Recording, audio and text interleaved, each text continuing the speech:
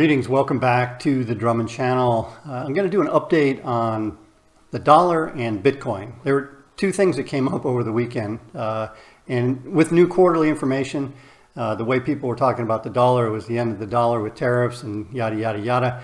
Let's see what Drummond Geometry has to say about that. And likewise, Bitcoin is going to the moon, and because the dollar's demise, let's see what Drummond Geometry has to say about that as well. So let's get into it. First up is the dollar, and this is the 5-year envelope. PL dot here, envelope top, and we've run into, we come down through, I should say it that way, the yearly quarterly or the yearly PL dot through the envelope top on the 5-year, and now we're finding some support here at the yearly 6-1, yearly envelope bottom area, and then a little bit farther down there's a yearly 5-9, and then 5-year PL dot. So between 89 and where we're at right now, a little bit lower, say 94, there's a lot of support. And is that going to be strong? Is it going to be weak? So let's see what the quarterly and the monthly have to say about that. And now moving over to the quarterly chart here in the middle, you can see the yearly envelope bottom there, and coming down into that oncoming support, nearby support on the quarterly chart. And then look over here on the monthly. You see these farther out support areas moving higher, and see the nearby support areas moving sideways.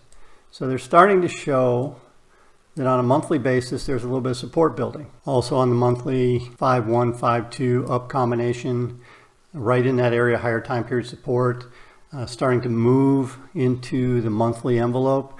So there are some indications here that we're finding a bottom. The energy on the downside is running out of steam, and we're probably looking for a bounce up towards, first off is the quarterly envelope bottom, and then it runs into a lot of resistance up in this area.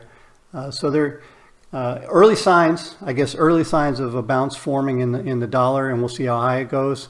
I don't know if I want to label this a trend change or anything at this point, but you know, right now quarterly PL dot refresh is starting to look likely. Now we move on to Bitcoin, and if you've been around Drummond Geometry for a while, you're paying attention to this setup right here. The red line, that is the farther out resistance area on a yearly chart, and the white area, bluish area, that's the nearby. So what do we call an exhaust? When the farther out area holds, and then on the next bar the nearby area holds. And so we might be in exhaust territory, and you can see that also on the quarterly chart a couple of bars back. That one held, this one held, this one held, and now once again we're in this area. I still think there's a new high on the cards. You know, 120 was the number I've been putting out, which is still in this area of this nearby resistance. So we have a quarterly 6-1 down, quarterly envelope top, and probably squeak out a new high. And then also you can see this on the monthly. These are starting to move down while these are starting to move up, signaling we might be coming towards a change in direction, as in congestion. So all this stuff is just put this in your mind that right now the trend is up. The quarterly PL dots are pushing higher.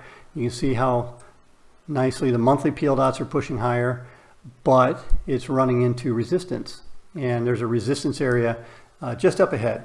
So that's where start paying attention, that 118, 120 area, and we'll look for evidence that that area is holding, and we're going to start to see this market cycle back down, like the opposite of what the dollar looks like, quarterly PL dot refresh, or lower. So that's it for the dollar and Bitcoin. Good trading, everyone, and we'll see you again next time.